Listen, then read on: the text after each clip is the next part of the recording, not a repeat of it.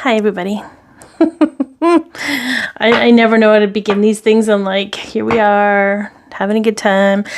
This is the Divine Feminine reading. I've been promising you guys one for a couple weeks now. This isn't about really telling the Divine Feminine what to do. It's just sort of feeling into the energies and seeing if they fit with you. They might make you feel better about what you're going through, or give you some hope, or whatever it is you need at this time. So just take what resonates, leave the rest. Some of it might be for you. Some of it might be for someone else.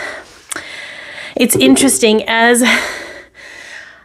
before I started reading, I tend to pick up on some energies. And for the most part, there's like this weird numbness in the collective, like just an interesting, like a settling, not like settling with life, but maybe accepting things where they are right now because there's just so little control. At the same time, I wanted, I put some makeup on for y'all, wanting to feel good, kind of in flow.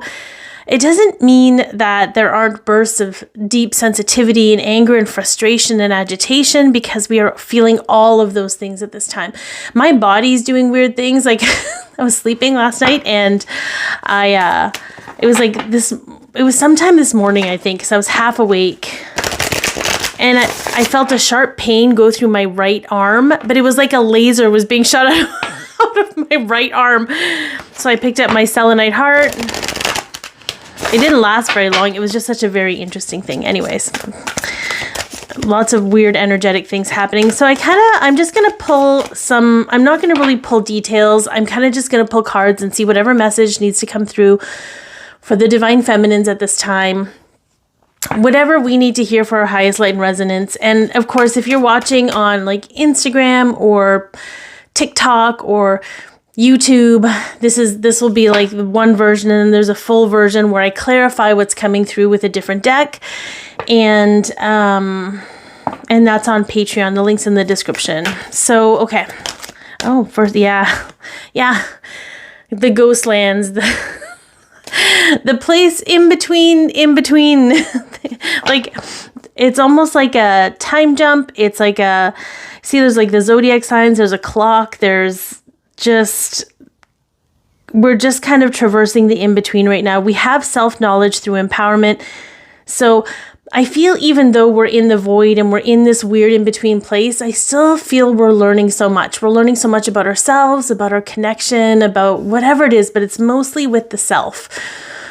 What's being revealed to you at this time? It might be things that you're already familiar with on some level, or you've kind of known for a while and there's just a deeper knowing of it. And there could be some things like, oh my God, that's where this is from. Okay, let's deal with this. There's empowerment here to be had through that learning and discovering more about yourself, right? The self-reflection.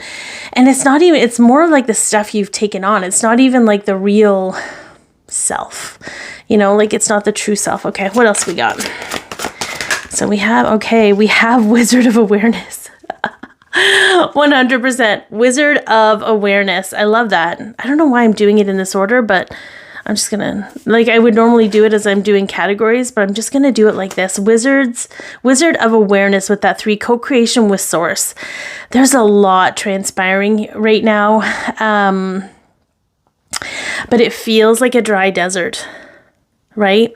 It feels like there isn't a whole lot coming into fruition, but it kind of is. We can't see it, but we can feel it, right? Yeah, follow the leader. Where we're going, we've never been before. And I know I say that a lot. I think, honestly, even though it feels very lonely and feels like we're trekking alone, we're not alone. We're all on this journey. We're all experiencing the same friggin' things for different friggin' reasons. And I just feel like it's going to create stability for us, and not in the sense of like getting used to the up and down of emotions, because I think we are getting used to that. But I think it's preparing us for stability in a whole different way. The dry desert is interesting because it's also co-creation with Source and the self to create stability. So there's a lot moving, because until you start to understand the subconscious energy you carry around, it's hard to navigate your conscious reality, because your subconscious narrative and all of that stuff, that's what creates the emotional spikes and stuff. So we're being given these gifts of the emotional spikes so that we can become aware of what energy we're carrying in us that is making us reactive. It's very but I feel like I feel like this is old hat. This is what we know already. And it's kind of, but I think, I don't know. We can't know what we're supposed to know to feel better about ourselves. Okay, we have 51. We have change with the self through love. Okay. There's something about timing here. Time running out, education, and sad embrace. Yeah. It feels like everything's going to be okay. We know this. But we're also experiencing this massive closure of energy where we're going to feel a lot of the old stuff moving out, and it's going to make us feel like we're experiencing it now. But it's just like an echo. It's a memory.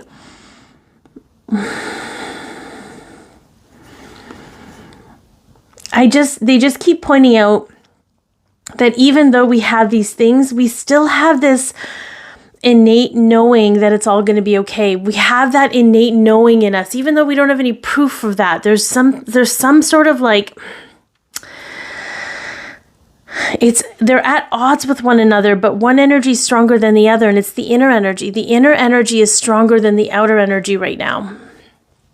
And I think that's really important because, yeah, that's interesting. I kind of want to feel into where this is taking us in some way. What I know, there's a lot of wisdom here in the aloneness, in what we're learning about ourselves, in where we've been isolated and excluded and rejected and abandoned. But it just feels like puffs of air. And for those of you that are just starting the journey of awakening, you're gonna have the root of the stuff to go through. But for those of you who have already been through the root of things, I feel like it's not, I don't know. Yeah, it feels like rock bottom, but it's not rock bottom. This is so interesting. I don't know if they're going to give me any more. Yeah, just ride the wave. Yeah. Self-stability through change, allowing the multiple changes in a day, allowing you to go through that emotional roller coaster. Don't hang on to any of it. Just let it ride out. Just ride it out, because it's the false ideation of all or nothing. If it doesn't come by this time, it'll never be. If it doesn't come in this way, it'll never be. If it doesn't, you know what I mean? If it's just, we're really shifting the all or nothing paradigm of this or that, right and wrong, needing to be right, fear of being wrong, fear of being vulnerable in the intimacy of making mistakes. There's stuff bubbling up here for us that, whether we're fully conscious of it or not, is moving out of our field, which is what we want, which is what we've been calling for and what we've been co-creating with Source. But it takes time, because we're still connected very much to the old ways of being, and it's going to take a bit to kind of dismantle that and release it, okay? I know this doesn't give you a whole lot to work with, but if you can at least acknowledge that these energies are coming through for everyone and you're not alone, that might be all you need from this. If you're still with me, thank you so much for tuning in. If you're on Patreon, keep watching. If you'd like to watch on Patreon, the link is in the description. And I'm going to clarify a little bit more. I know there's more that needs to come from this. It's just right there at the fingertip.